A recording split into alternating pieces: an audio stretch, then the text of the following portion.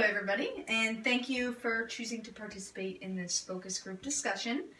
We are talking about preventative medical care. My name is Nicole Robbins, and I represent the regional public health sector, which has also been working closely with insurance agencies to best meet the needs of their customers. So I myself have an invested interest in this topic, as does the public health sector that I represent.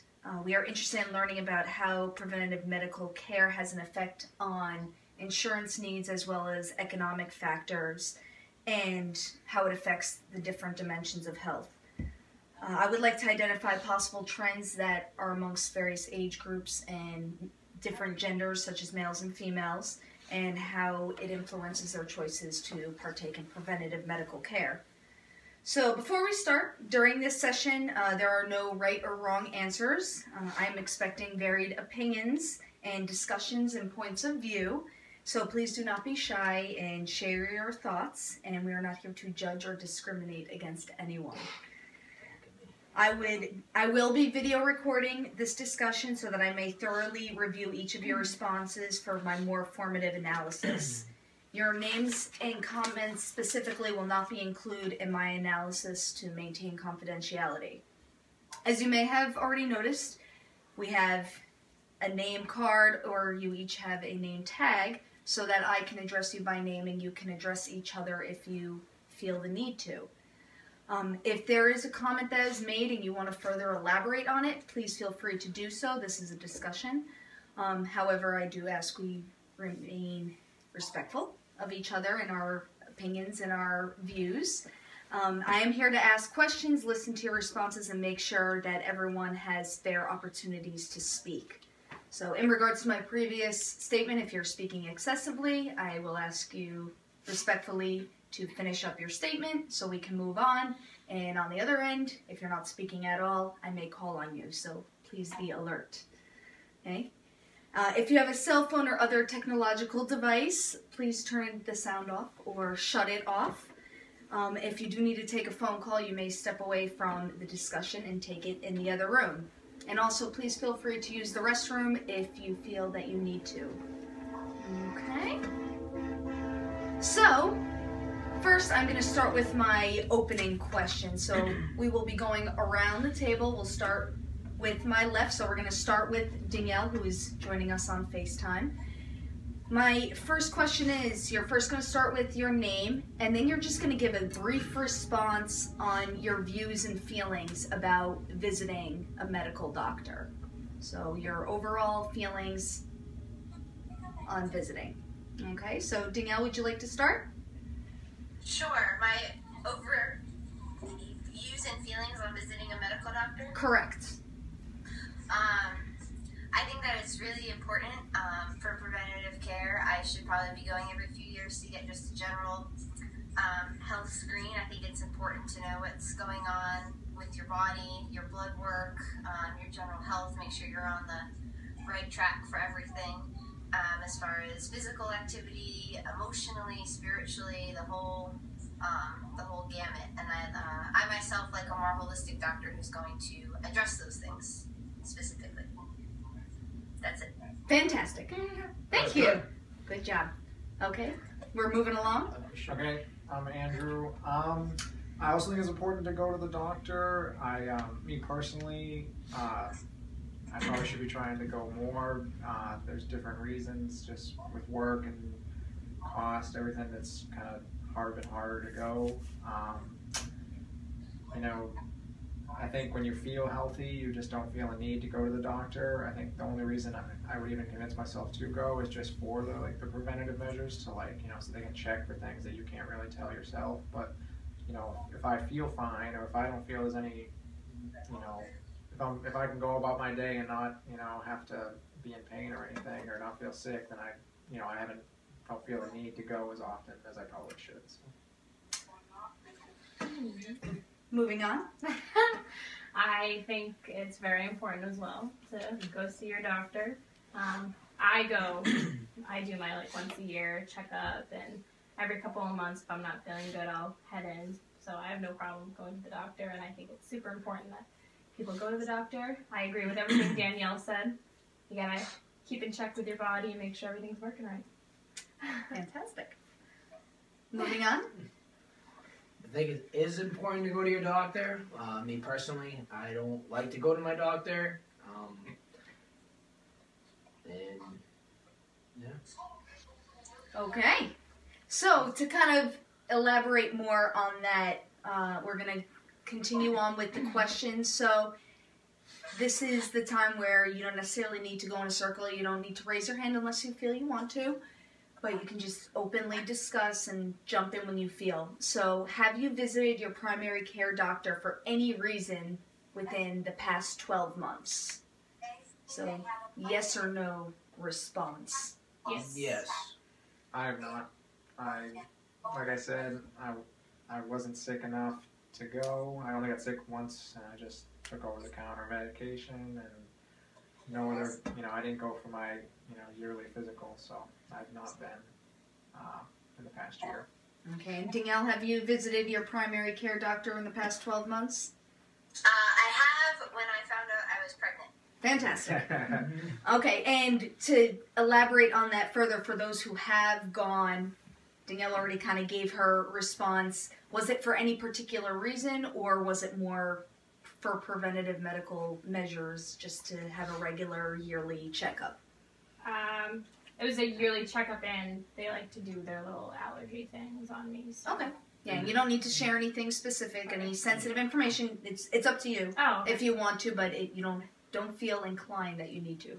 This could just be just going there, just to like when I had my staph infection or anything like that. Yep. So that was kind of your reason to go. Kind of pushed you. Okay. I only go when I'm really hurting. Oh, okay. Yeah. So. Okay. So next, Danielle had already done this earlier today. But what you're going to do is you're going to fill out this Influences for Preventative Medical Care report card. You're going to read the directions on the slip and then provide an appropriate number for each of the influencing factors that are in red. If you feel that there are any other factors that influence your choices, you may write them on the back and we'll elaborate on them further. I'll give you 1 minute.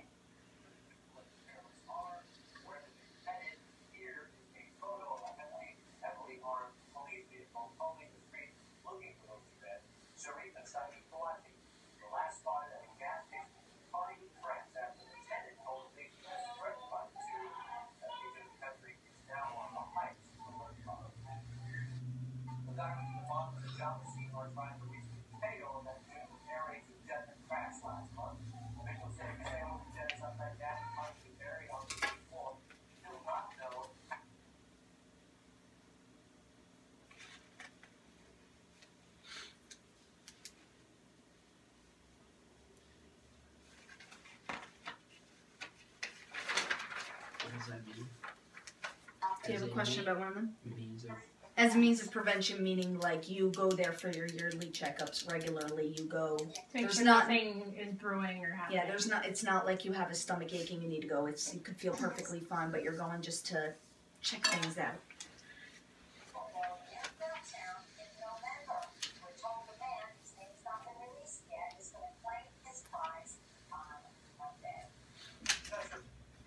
Okay. Fantastic. Okay, so if you need your slip again, you can certainly ask for it.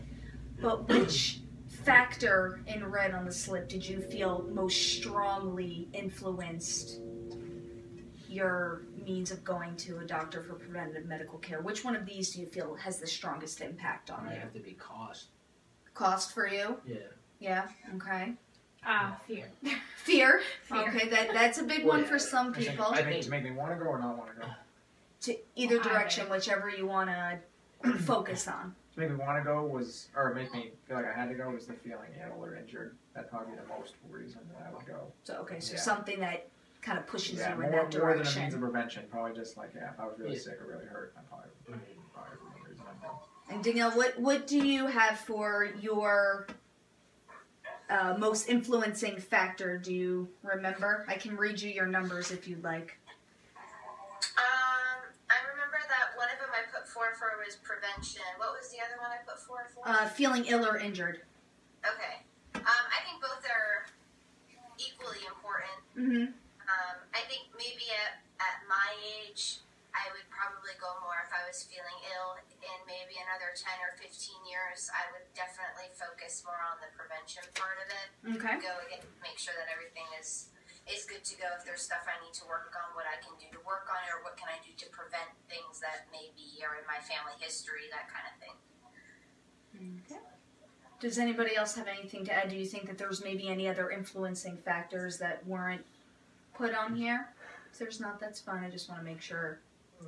I thought you captured all like the most popular ones. Those are, I mean, the prevention and the feeling ill. I think those would be the most popular among most people. I know they were for me. Mm-hmm. Why you would go?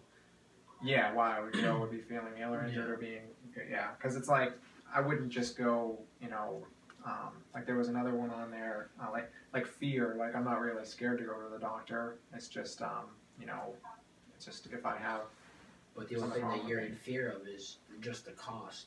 Exactly. So I mean, could be a fear of going. That's the reason why I put that there. Exactly. So, I mean, and fear for me is the fear of the cost of going. Like if you have to have surgery or something, like if you broke something or anything like or like even just like I mean, if you went in there to go get a prescription or something like that, or or I mean, even like an illness or something like that. I mean, just in general. I mean, I think it's everybody's fear of going to the doctors. I mean, you might not say you have a fear, but in my case, that's a good point.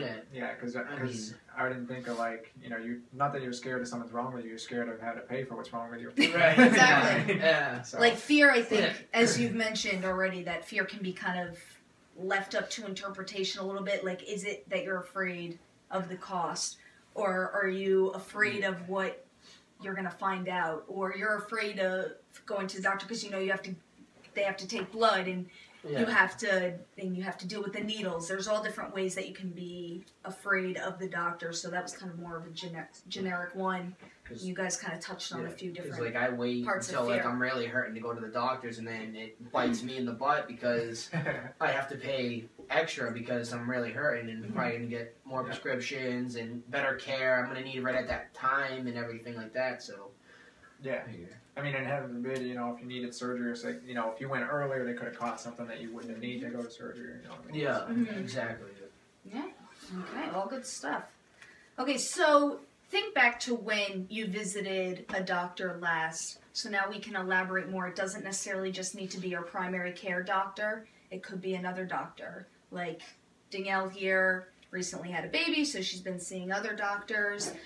So it could be any type of doctor now. What were some of the feelings you felt upon leaving that doctor's office? So think back to probably your most recent visit. Mine was my primary care doctor, and it was like a year and a half ago.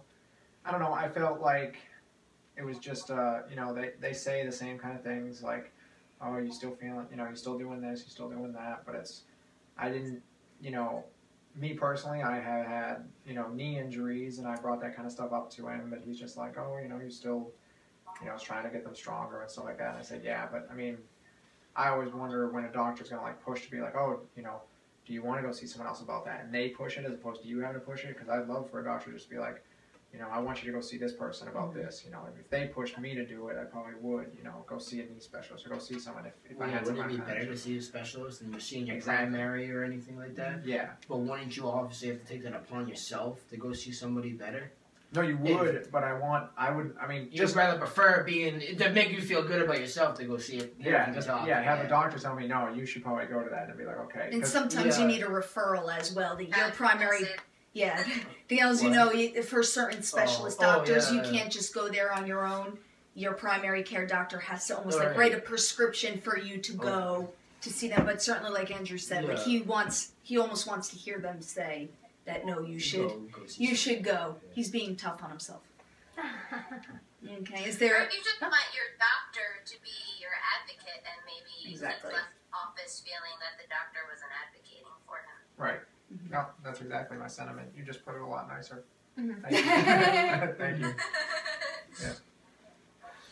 Okay, is there anybody else who wants to share their feelings, their most recent feelings? You don't need to release any sensitive information. You certainly don't necessarily need to respond, but if you want to share any of your feelings.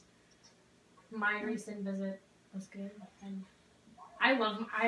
so my person lives 2 houses down from me, so I grew up with her, so I absolutely love her. So I enjoy going to the doctor. Oh, fantastic! So you have that relationship. Yeah. Very nice. Have you had her your whole life? No. Okay. I'd rather go see me in general, because I don't like to go. I mean, I'm fine with just seeing a nurse. Whatever I have to do to get in and out. And that's another thing too. I think time.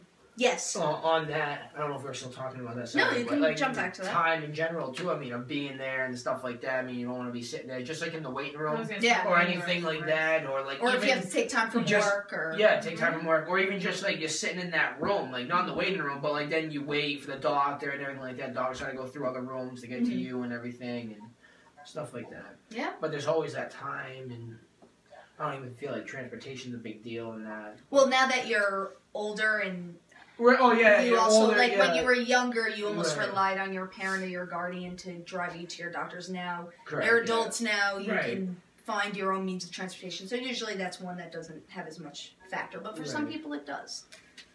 Okay. As long as those people. Yeah.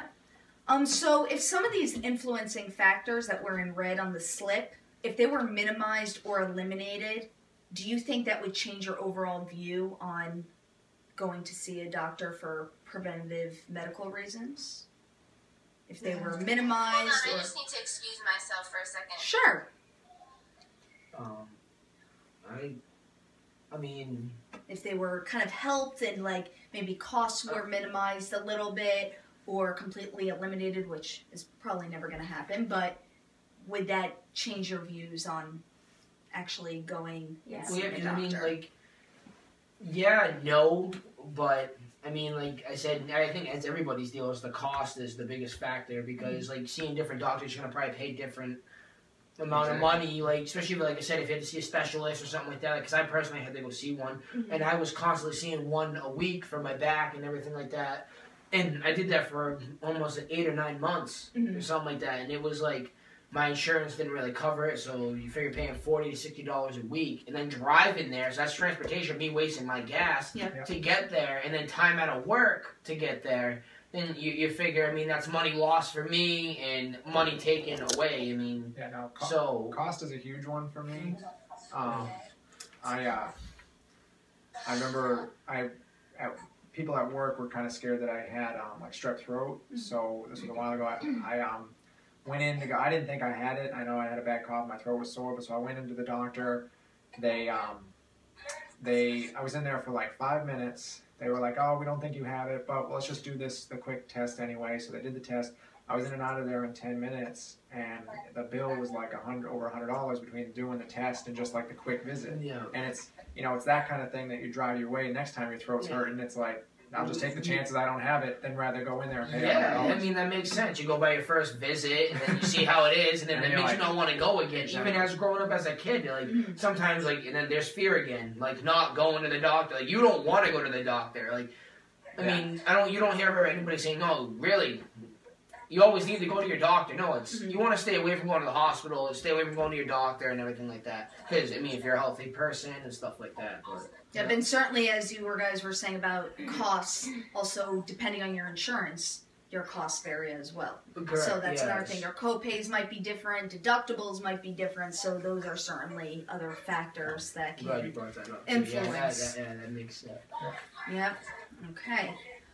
So going to try and figure out, now that we've kind of discuss some of the reasons why we do or do not go to the doctor, do you guys have any ideas for any incentives that medical providers or insurance companies can utilize to encourage preventative medical care?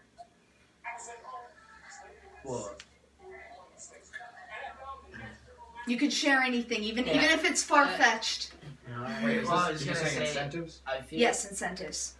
I feel like if they were like to lower the cost or whatever of like paying for like, is that am I on the right track? Like, yeah, paying for people to go to the doctors. I feel like you would also probably maybe lose the care of the people in need. Like when you go in and like your doctor, probably, all right, you need to do this, you need to do that, and then they'll send you on your merry way. Yeah. And like just be done with you because it's his time and whatever, and he's not getting paid as much. You're probably lowering the cost and everything. And that's a good perspective as well. I mean, taking into consideration like people working other jobs and stuff like that, the way people treat you like as a customer and everything. So figure you lower their pay, or you like then you'll probably end up seeing more people like me or Andrew like going to the doctors more often because it's not that much money.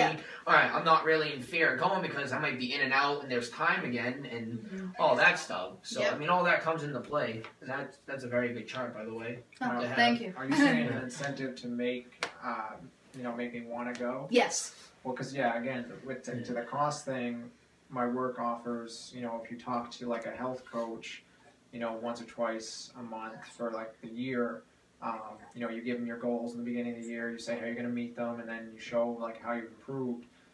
That health coach will then report to your insurance company that, hey, this person's been doing this, and then they take, whether it's like $1,000, $2,000 off your premium, they saves you a lot on health coverage.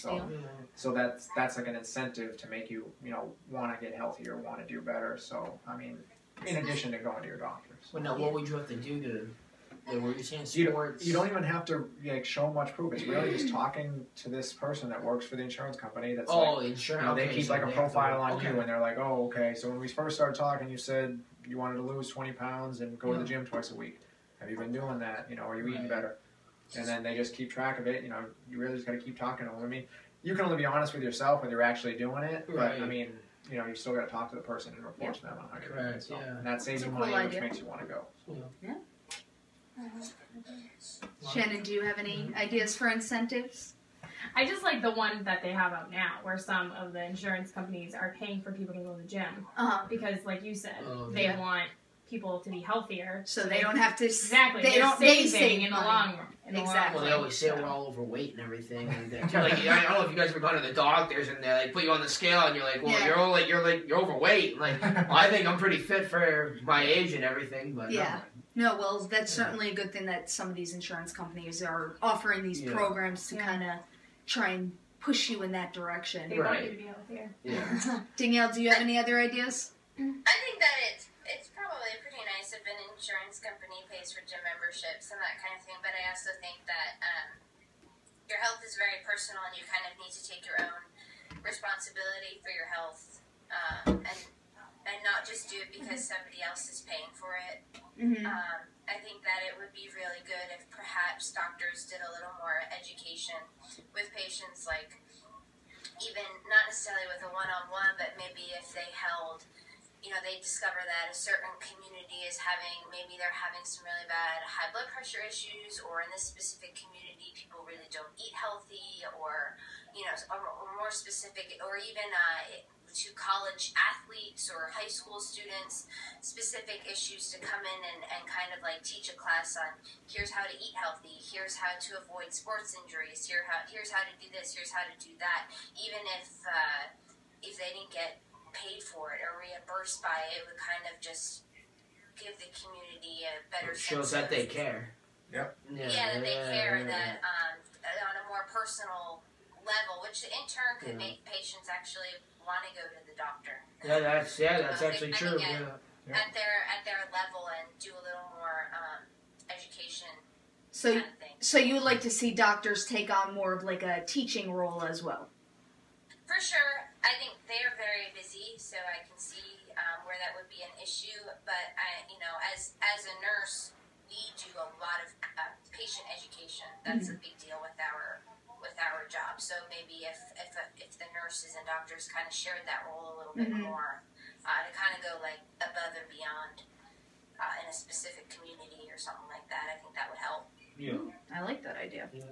Sounds good. Anything else as part of incentives? Okay.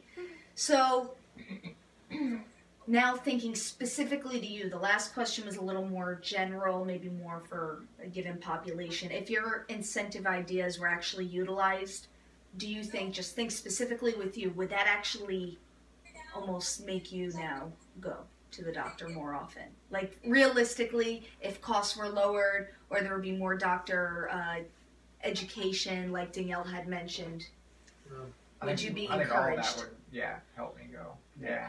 I mean, it would take, just some motivation besides. I know you should have your own self-motivation to go, but like I said, if I'm not feeling hurt, I don't feel that self-motivation. So, yeah, if it was, they paid for my gym membership, I'd be going as much as they want me to go, or, if it's going to save me money on my health insurance, I'm going to want to go or do what I can to be healthy and go more. So, yeah.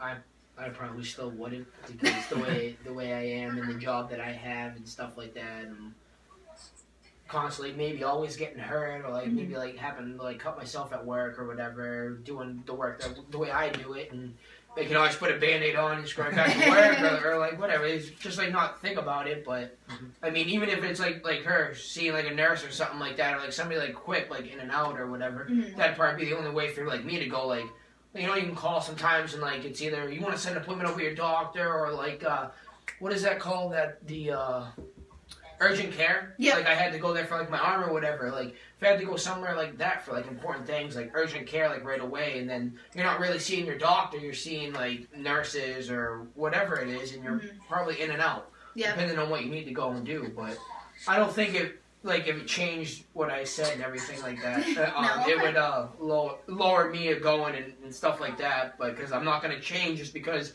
of like what they have to offer or anything like that. But I would still be myself and probably still be stubborn. But not go. Yeah. Okay.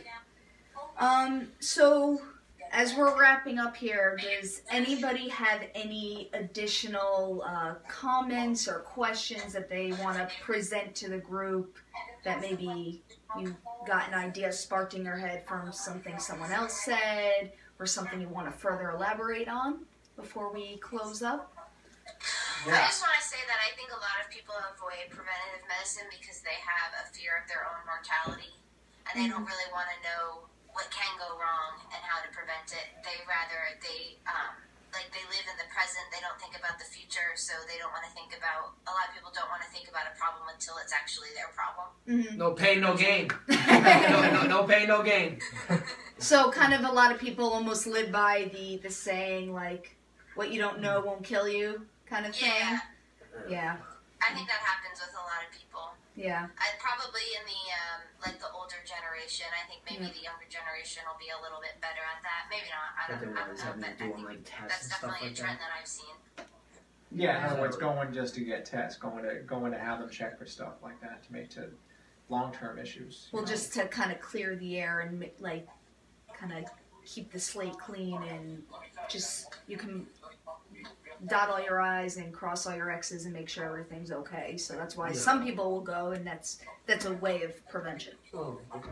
So, anything else? I just had a question for the group. I mean, when you guys go for regular checkup, is your insurance pay for majority of it, or do you get a bill in the mail that's a little more expensive than you would think, considering you're already paying for insurance? Well, that's the other thing too is, go ahead. Go ahead. No. Like you go in and like I have a copay, gotta pay that, and then I'm like thinking like I go in, like I ended up getting my IV in me like Saturday, and then I went Sunday, I got my IV, thinking, all right, I'm walking out, I paid my copayment both days, and I didn't realize later on, like maybe 2 or 3 weeks later, I'm gonna get this big bill slapped in my face, and then it's like now I gotta pay all this. It's like wait, whoa, why didn't I get all this right when I was there? And my insurance goes through where I went to. Oh. So and that's why it just doesn't add up to me. So you kind of get caught off guard when you get that stuff later. Yeah. Or it's just like I had surgery a couple 2 years ago. I had surgery and they didn't cover any of it. My insurance, and I had to pay all that out of my pocket.